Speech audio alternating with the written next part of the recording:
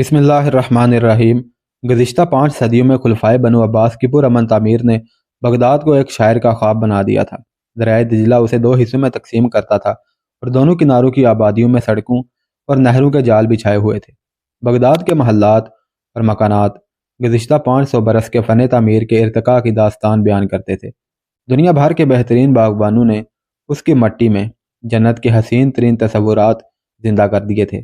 20 لاکھ انسانوں کی یہ بستی خوبصورتی، دل فریبی اور رعنائی کے لحاظ سے دنیا کا بہترین شہر تھی، لیکن بغداد کی تعمیر کے ساتھ ہی بغداد کے باشندوں کا زوال شروع ہو چکا تھا۔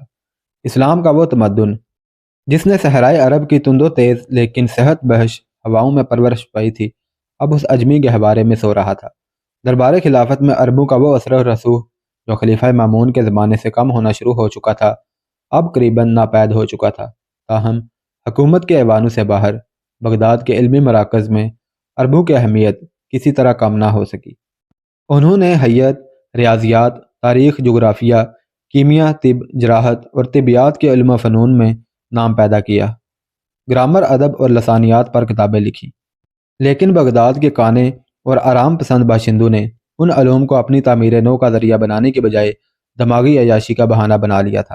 ایران، ترکستان، شام اور دور دراز کے ممالک سے فنون لطیفہ کے استاد بغداد پہنچ جاتے اور بغداد کے عمراء ان کی سرپرستی کرتے۔ بغداد میں سینکڑوں لائبریریاں کتابوں سے بھری پڑی تھی۔ ان کتابوں پر پرکھنے کے لیے بہترین نقاد تھے، لیکن پڑھ کر ان پر عمل کرنے والے بہت کم تھے۔ اجمی عمراء کی محفلوں میں قرآن اور احادیث کی جگہ شاعری اور موسیقی نے لے لی تھی۔ خلیفہ کے دربار میں بعض اوقات ایک سیدھے سادے عالم دین کے بجائے ایک ہنسانے والے نقال کو زیادہ اہمیت دی جاتی تھی، اور براہ راست خدا اور رسول صلی اللہ علیہ وسلم کا حکم سنانے والوں کی بجائے خلیفہ کی ذات بابرکات کو اہم ترین فرائض کی ادائیگی سے مستثنیٰ قرار دینے کے لیے تعویلیں پیش کرنے والوں کو الطاف شاہانہ کا مستحق قرار دیا جاتا تھا۔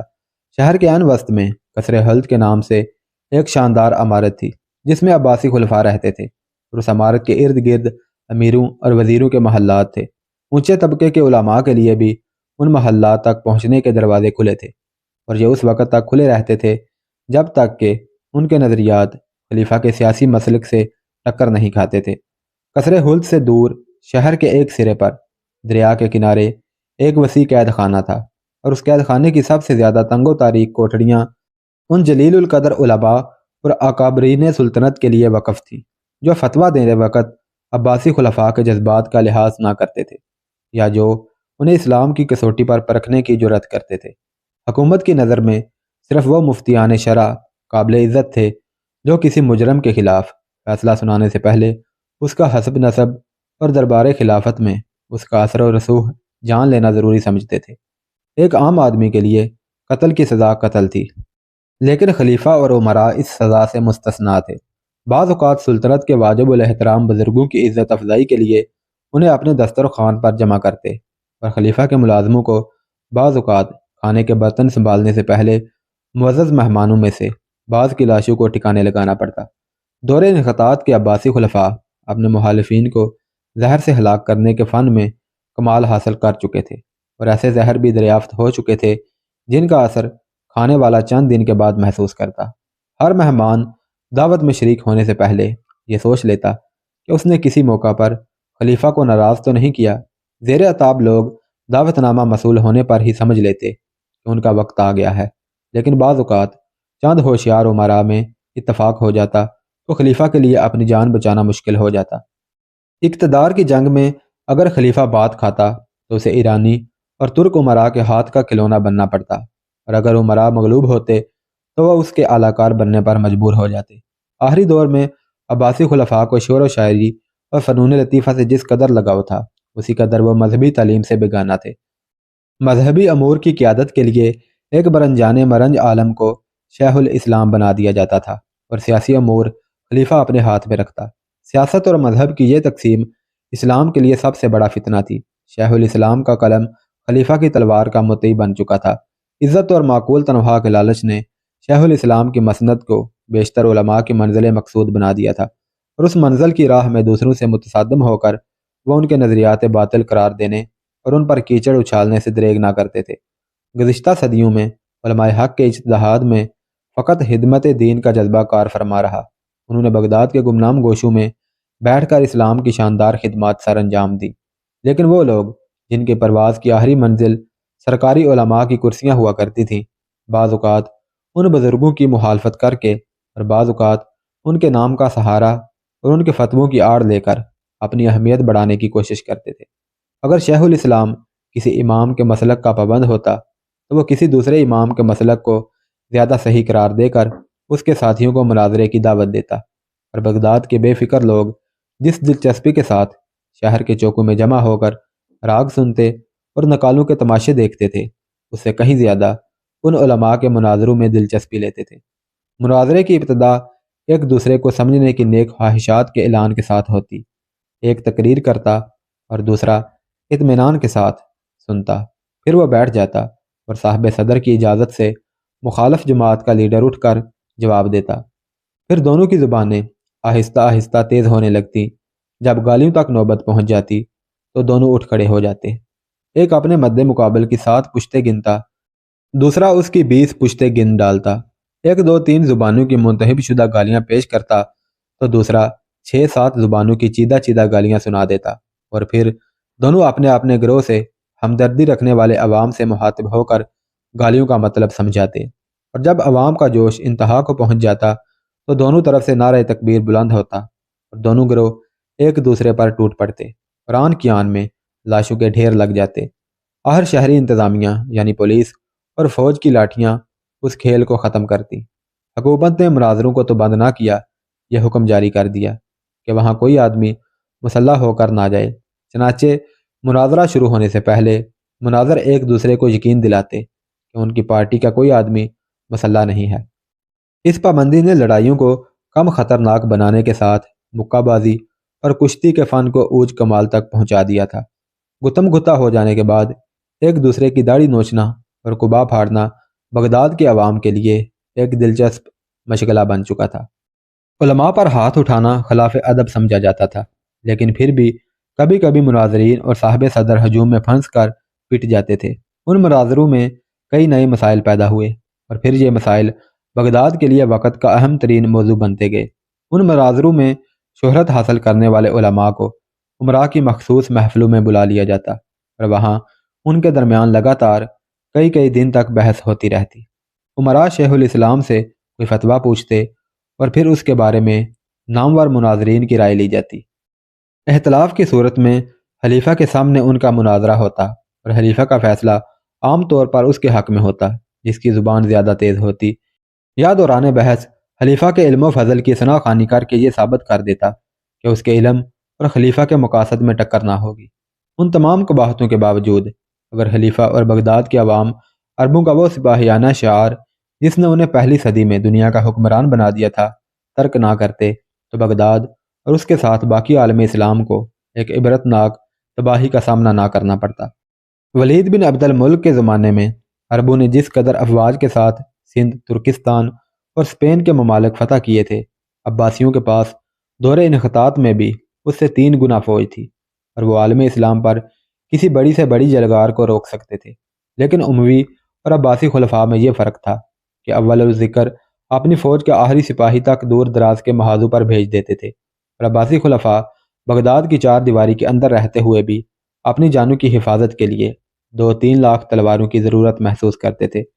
کیونکہ اموی خلفاء کی افواج دور دراز کی غیر اسلامی سلطنتوں سے برسرے پیکار رہیں، اس لیے وہ کسی اندرونی خلفشار میں حصہ دار نہ بنی اور ان کی ہر نئی فتح کی خبر عوام میں مرکز کی اطاعت کا جذبہ پیدا کرتی رہی۔ وہ ایک لڑی میں منسلک ہوتے چلے گئے اور اگر کبھی کوئی بغاوت بھی اٹھی تو افواج نے اس کا ساتھ نہ دیا۔ اس کے علاوہ اموی خلفاء نے فوج میں مختلف قبائل کے سپاہیوں کی علیحدہ علیحدہ جتھہ بندی نہ ہونے دی۔ ہر قوم، ہر ملک اور ہر قبیلے کا سپاہی ان کی فوج میں مذہبی درجہ رکھتا تھا اور اعلیٰ منصب پر فائز ہونے والے ہر آدمی کے لیے ترقی کے راستے کھلے تھے۔ ایک قبیلے کا سردار کا بیٹا ایک معمولی سپاہی اور اس قبیلے کا ایک عام آدمی اپنی ذہانت اور قابلیت کی بدولت اس فوج کا سپہ سالار بن سکتا تھا۔ لیکن عباسیوں کے اقتدار کے ساتھ عالم اسلام میں جس انتشار و افتراق کی ابتدا ہوئی وہ عباسی خلفاء کے انحطاط کے ساتھ ترقی کرتا گیا، یہاں تک کہ یہ عظیم الشان سلطنت جس کی بنیاد بنو امیہ کی سطوت کے کھنڈروں پر رکھی گئی تھی پارا پارا ہو گئی۔ مختلف ممالک کی عمراء خود مختار سلاطین بن چکے تھے۔ حد یہ تھی کہ اگر عباسی خلفاء بغداد کی مساجد میں اپنے نام کے ساتھ ان سلاطین کے نام کا خطبہ پڑھوانا منظور کرتے تو وہ بھی اپنے ممالک کی مساجد کے خطیبوں کو خلیفہ کے نام کا خطبہ پڑھنے کی اجازت دے دیتے۔ سلجوقی سلاطین کے اقتدار کے زمانے میں عباسی خلفاء ان کے ہاتھوں کے کھلونے تھے۔ عباسی خلفاء نے جن ترک اور ایرانی امیروں کو بغداد میں جمع کر رکھا تھا، ان کے قبائل کے سپاہیوں کی قیادت ان کے سپرد کر رکھی تھی۔ خلیفہ سپہ سالار یا وزیر اعظم سے سپاہیوں کی اطاعت اپنے قبیلے کے امیر کی اطاعت کے ساتھ مشروط تھی۔ خلفاء کا جاسوس ان امراء پر کڑی نگرانی رکھتے تھے۔ اگر کسی سے سازش کا خطرہ ہوتا تو اسے اور اس کے قبیلے کے سپاہیوں کو یا تو کسی باغی سلطان کے ساتھ جنگ کرنے کے لیے بھیج دیا جاتا یا کسی اور طریقے سے ختم کر دیا جاتا۔ اسی طرح امراء کے جاسوس بھی خلفاء کے ارادوں سے آگاہ رہنے کی کوشش کرتے۔ چنانچہ تاریخ اگر ایک طرف ہمیں یہ بتاتی ہے کہ ایک موقع پر خلیفہ کے دسترخوان سے برتنوں کے ساتھ چند لاشیں بھی اٹھائی گئی، تو دوسری طرف ہمیں ایسے واقعات بھی ملتے ہیں کہ خلیفۃ المسلمین ایک دن غسل کے ارادے سے حمام میں داخل ہوئے اور ایک ساعت کے بعد وہاں سے ان کی لاش نکالی گئی۔ ہمارے لیے یہ اندازہ لگانا ذرا مشکل ہے کہ بغداد کے لوگ عباسی خلفاء کو کس حد تک چاہتے تھے، لیکن تاریخ ایسے خلفاء کے نام بتاتی ہے جنہوں نے یہ محسوس کر کے کہ لوگ موت کے بعد ان کی لاشوں کی بے حرمتی نہ کریں، اپنی قبروں کے ساتھ 100 خالی قبریں بنانے کی وصیت کی تھی تاکہ لوگ آسانی سے ان کی قبر تلاش نہ کر سکیں۔ لیکن ان تمام باتوں کے باوجود عالم اسلام کا حسن بن صبا اور اس کے جانشینوں سے واسطہ نہ پڑتا تو دولت عباسیہ کے تنزل کی رفتار شاید اس قدر تیز نہ ہوتی۔ ملک شاہ سلجوقی کی وفات اور اس کے وزیر اعظم نظام الملک کے قتل کے بعد عالم اسلام میں اس خطرناک تحریک کا سد باب کوئی نہ کر سکا، اور حسن بن صبا کے پیرو گزشتہ صدی میں عالم اسلام کے درخشندہ ستاروں کو موت کے گھاٹ اتارتے رہے۔ وہ باعمل علماء جن سے عالم اسلام کی صحیح رہنمائی کی توقع ہو سکتی تھی، ایک ایک کر کے قتل کیے جا چکے تھے۔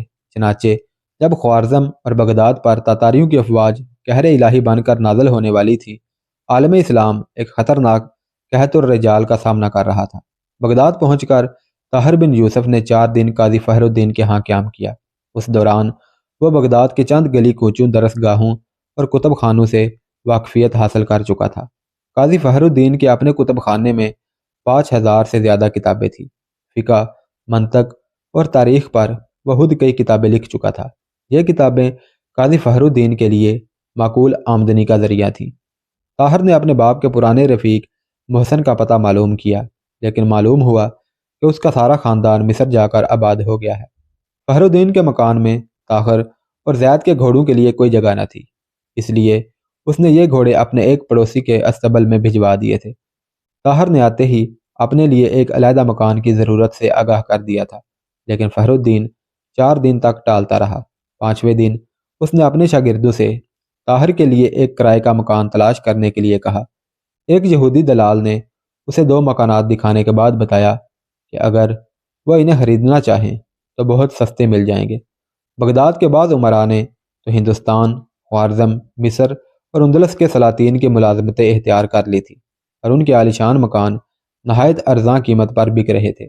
طاہر اور زید نے جتنے مکانات دیکھے ان میں سے کوئی ایسا نہ تھا جسے خریدنے کے لیے زید نے بے تابی ظاہر نہ کی ہو، لیکن طاہر نے قاضی فخر الدین کا مشورہ لینا ضروری سمجھا، اور شام کو جب اس نے مکان خریدنے کے متعلق قاضی کی رائے دریافت کی تو اس نے جواب دیا، خالی مکانوں کی قیمت بہت گر چکی ہے، تم اپنا مستقبل بغداد کے ساتھ وابستہ کر چکے ہو، یہاں اعلیٰ طبقے کے لوگ کرائے کے مکانات میں رہنے والوں کو زیادہ اہمیت نہیں دیتے۔ لوگ تمہارے علم و فضل اور سپاہیانہ خوبیوں کا اندازہ لگانے سے پہلے تمہارا مکان دیکھیں گے۔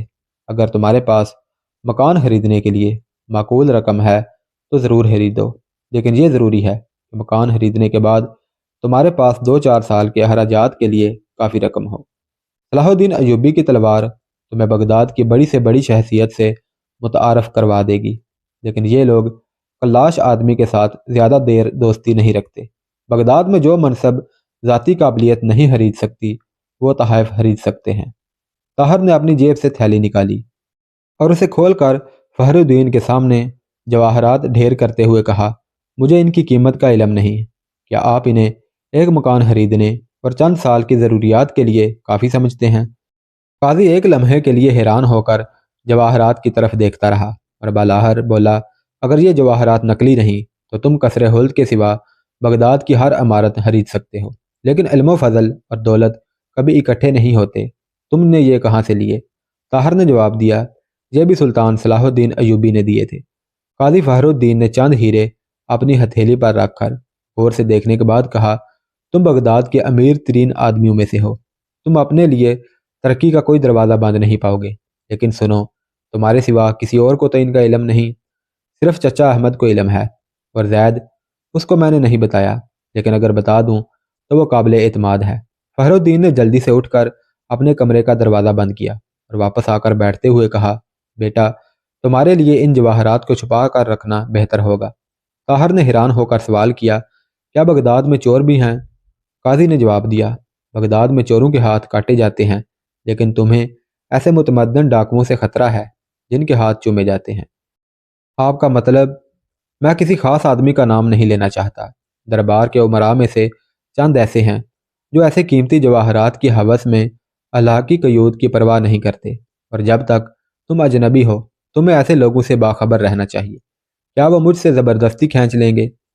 قاضی نے کہا، وہ اتنے بیوقوف نہیں، کیا وہ نہیں جانتے کہ زبردستی کرنے والے جلدی منظر عام پر آ جاتے ہیں؟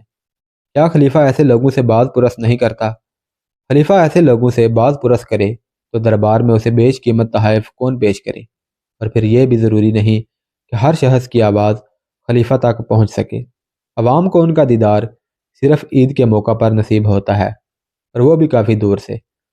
بغداد میں تمہارا کوئی اثر و رسوخ نہیں، امراء تمہارے خلاف کئی سازشیں کر سکتے ہیں، مثلاً وہ یہ کہہ سکتے ہیں کہ تم خوارزم شاہ کے جاسوس ہو اور تم پر مقدمہ چلائے بغیر خلیفہ سے تمہارے قتل کا حکم حاصل کر سکتے ہیں۔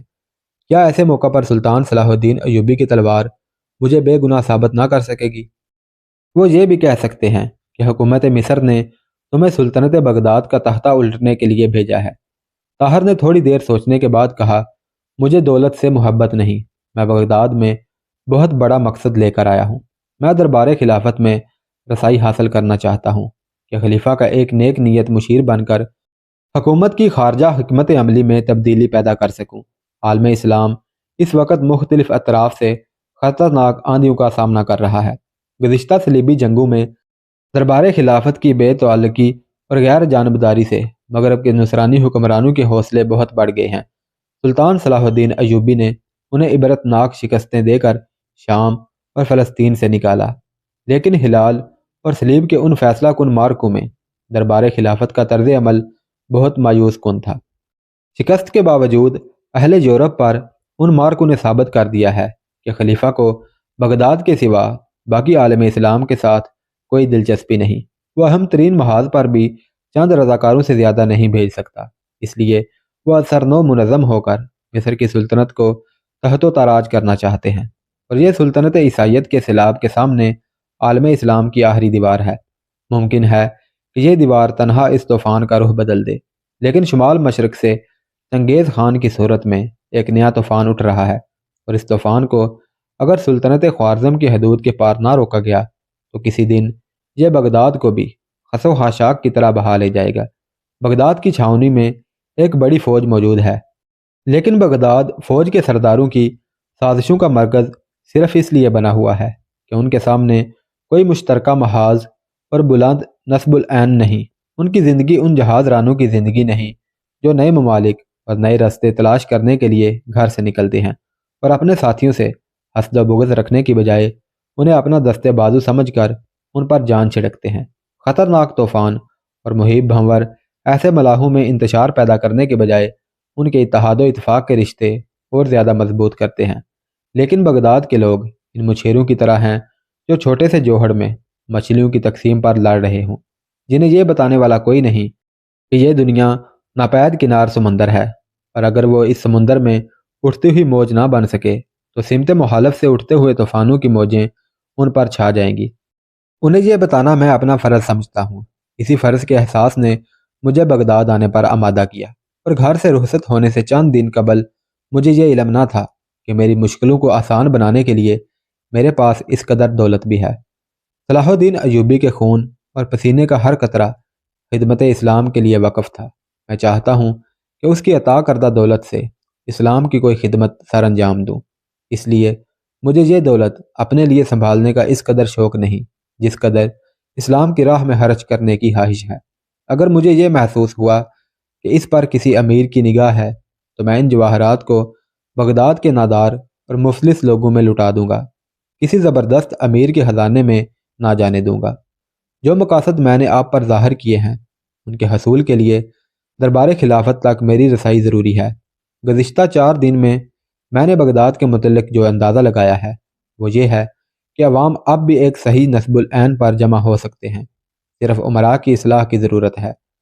اس مکان کا فرش اور دروازے سلامت ہیں، صرف چھت میں شگاف پڑے ہوئے ہیں، اور چھت تک پہنچنے کے لیے آپ کی رہنمائی ضروری سمجھتا ہوں۔ قاضی فخر الدین نے کہا، خدا تمہارے نیک ارادے پورے کرے۔ میں سمجھتا ہوں کہ ان حالات میں تمہاری پہلی ضرورت ایک عالی شان مکان ہے۔ تمہارے استبل میں بہترین گھوڑے ہونے چاہیے۔